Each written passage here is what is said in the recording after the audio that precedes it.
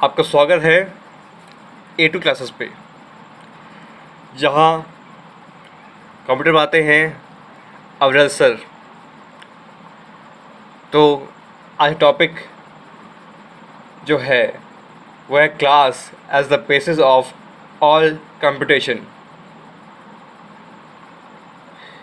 इस टॉपिक में बहुत सारे इनर टॉपिक हैं, तो इसके जो वीडियो अब आएंगे वो कभी शॉर्ट आएंगे या लंबे लंबे नहीं आएंगे, जिससे आपको हर टॉपिक क्लियर हो। ठीक है बच्चों, तो आगे बढ़ते हैं। टॉपिक है हमारा class as the basis of all computation. ये चैप्टर थर्ड है और आपका वीडियो भी थर्ड है। 10th क्लास में ये चैप्टर काफ़ी ज़्यादा इम्पोर्टेंट है आपके लिए।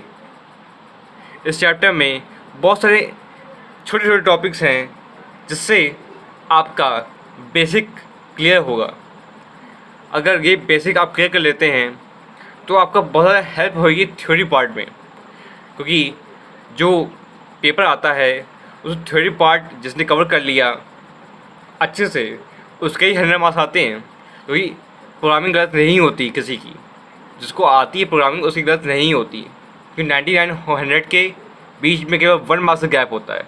और 1 मार्क्स का गैप कहाँ खाता है? थ्योरी पार्ट में। थ्योरी पार्ट में कुछ ना कुछ गलतियाँ हो जाती हैं जिसकी वजह से बच्चों के मार्क्स 99 आ जाते हैं, 100 नहीं आ पाते। और जिनके 100 आते हैं उनकी थ्योरी पार्ट काफ़ी ज़्यादा इफेक्टिव होता है। तो आगे बढ़ते हैं। अब यूनिक कोड क्या होता है? यूनिक कोड, ये जो यूनिक कोड है एक टाइप का कोड होता है जिसपे 2 बाइट का कैरेक्टर कोड सेट यूज़ किया जाता है इंटरनल रिप्रेजेंटेशन करने के लिए कैरेक्टर्स की और स्ट्रिंग्स की। अब कैरेक्टर्स और स्ट्रिंग्स क्या होते हैं मैं आगे बताऊंगा आपको, अभी आपको समझने की ज़्यादा कोई ज़रूरत नहीं है। ये डेफिनेशन आपको आगे क्लियर होगी, कैरेक्टर्स क्या होते हैं और स्ट्रिंग्स क्या होते हैं ये आपको आगे पता चलेगा। इसलिए मैं थोड़ा सी हिंट दे देता हूँ। कैरेक्टर्स ABCDEFGH, इसको अलग लिखें, ए को अलग लिखें। ए एक कैरेक्टर है, बी एक कैरेक्टर है, सी एक कैरेक्टर है। और स्ट्रिंग्स क्या होते हैं? जैसे अविरल एक स्ट्रिंग है जिसमें सेट ऑफ कैरेक्टर्स स्ट्रिंग कहलाता है और कैरेक्टर कहलाता है। अगर ABCD लिखा हुआ है, ठीक है, तो वह कैरेक्टर है। अगर सिंगल इन्वर्टर कॉमा के अंदर लिखा हुआ है तो वो कैरेक्टर है। अगर डबल इन्वर्टर कॉमा के अंदर लिखा हुआ है तो वो स्ट्रिंग है। बस समझ लीजिए। It uses 16 bits to represent each other। कि 16 बिट्स लेता है to represent each other। अब 16 बिट क्या होता है ये सोच रहे होंगे आप। पहले बताता हूँ। पहले एक बार डेफिनेशन फिर से पढ़ लेते हैं। Unique code is a 2 byte character code set used for internal representation of characters and strings. It uses 16 bits to represent each other। Unicode एक कोड होता है जिसपे 2 byte character code set use होता है internal representation of characters and string की representation करने के लिए। ये 16 बिट्स यूज़ करता है रिप्रेजेंट करने के लिए ईच अदर, एक दूसरे को रिप्रेजेंट करने के लिए 16 बिट्स लेता है। अब जो कि बिट होता है वो बिट क्या होता है? हमने अभी यूनिक कोड की डेफिनेशन आपको बताई थी, जैसे कि और उस बिट था, बाइट था, ये बिट है, बाइट, ये होता क्या है तो वो समझ लेते क्या होता है। डाटा और variable take some space, this space represent as bits. Data मतलब, डाटा क्या होता है? डाटा मतलब इन्फॉर्मेशन, किसी भी चीज़ के बारे में इन्फॉर्मेशन। ऐसे मैं हूँ और मेरा नाम अवरल है, अवरल मिश्रा है, तो ये डाटा हो गया ना, कि मेरे बारे में डाटा हो गया कि इसका नाम क्या है, अवरल मिश्रा है।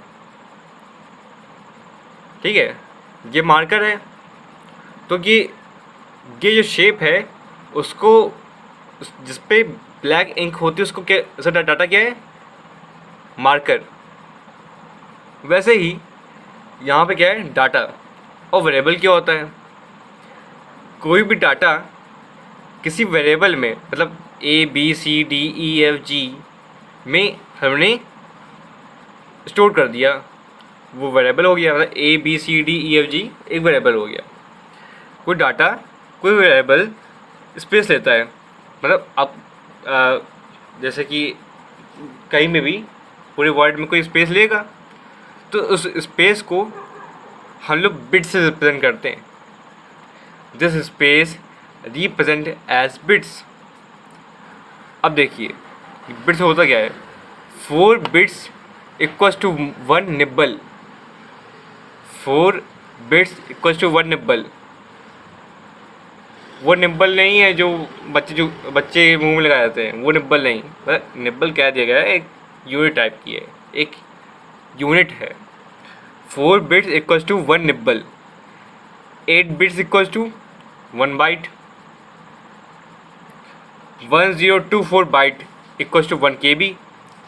1024 KB equals to 1 MB। 1024 MB equals to 1 GB। अब MB और GB का फुल फॉर्म क्या है यहाँ पे? KB का फुल फॉर्म यहाँ पे है किलोबाइट, MB का फुल फॉर्म है मेगाबाइट, GB का फुल फॉर्म है क्या है, गीगाबाइट। MB का क्या है मेगाबाइट। GB का क्या है, गीगाबाइट। ठीक है, तो आज के बाद कोई पूछे कि 1 MB कितना होता है, तो क्या बताओगे? क्या बताओगे भैया तुम बताओगे कि 1 MB इक्वल्स टू 1024 KB। ठीक है, और आगे बढ़ते हैं। जावा टोकन्स। अब जावा टोकन्स क्या होते हैं? टोकन लग रहा होगा कि यह टोकन किसी चीज़ का है, कि टोकन नहीं, वो तो टोकन होते हैं कि किसी चीज़ का टोकन होता है, वो टोकन ऊपर नहीं है। जावा में टोकन्स होते हैं। जो टोकन्स इधर क्या होते हैं, smallest individual units in a program are known as Java tokens और टोकन्स। जो प्रोग्राम में छोटे छोटे चीज़ें होती हैं, इंडिविजुअल चीज़ें होती हैं, उसको जावा टोकन्स बोलते हैं, टोकन्स बोलते हैं। इनको हम लोग प्रोग्राम्स में यूज़ करते हैं। तभी तो हमने कहा था इस पर क्या होगा, इस चैप्टर में आपका बेसिक क्लियर होगा। इस पर आपका बेसिक क्लियर होगा पूरा। ठीक है, और ये कितने टाइप के होते हैं? ये 5 टाइप्स के टोकन होते हैं। इस पर मैं भी क्लियर करता हूँ कौन से 5 टाइप के होते हैं। जावा में होता है जावा टोकन्स, प्रोग्राम में होता है जावा टोकन्स, और टोकन्स होते हैं 5 टाइप्स के। अब फर्स्ट टाइप क्या होता है, कीवर्ड्स होता है। फर्स्ट टाइप क्या होता है टोकन्स का, कीवर्ड्स। और ये कीवर्ड होते क्या हैं? The keyword have some specific meaning in Java which represents statement और function to perform some specific task। वो कीवर्ड जो होते हैं उनकी स्पेसिफिक मीनिंग होती है जावा में, विच जो रिप्रेजेंट करते हैं किसी स्टेटमेंट को या फिर फंक्शन को, जो कि जो फंक्शन कुछ परफॉर्म करने के दिखा रही होती है कि वो फंक्शन परफॉर्म करेगी, कोई स्पेसिफिक टास्क करेगी।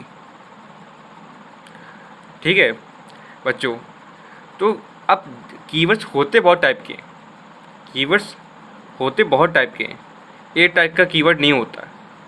मगर कीवर्ड्स की बात रखो कि हम लोग क्रिएट नहीं कर सकते हैं बेफालतू के कीवर्ड्स, बार बार अपने तरीके से कीवर्ड क्रिएट करें। हम मगर ये है कि कीवर्ड्स जो कि होते हैं वो लाइब्रेरी में हम लोग को मिलते हैं। जो कंपाइलर होता है, कंपाइलर मतलब जावा का कंपाइलर है, जैसे कि हम बस मिलता है हम लोग को साथ में जावा, जैसे ब्लूजे हम लोग यूज़ करते हैं, 10th में यूज़ करते हैं। वैसे ब्लूजे यूज़ करते हैं, कुछ लोग यूज़ नहीं भी करते हैं, कहीं पे वो लोग नोटपैड पे ही बनाते हैं, मगर ज़्यादातर लोग ब्लूजे यूज़ करते हैं 10th में।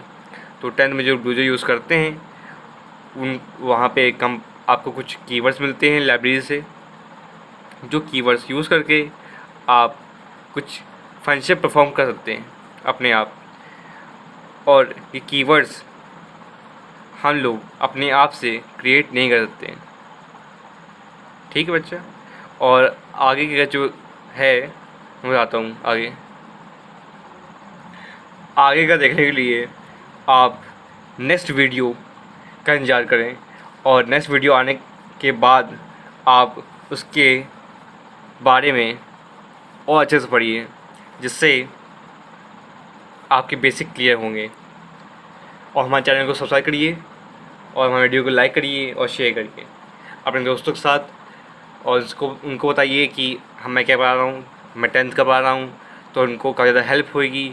और 11-12 के भी बेसिक्स क्लियर हो रहे होंगे।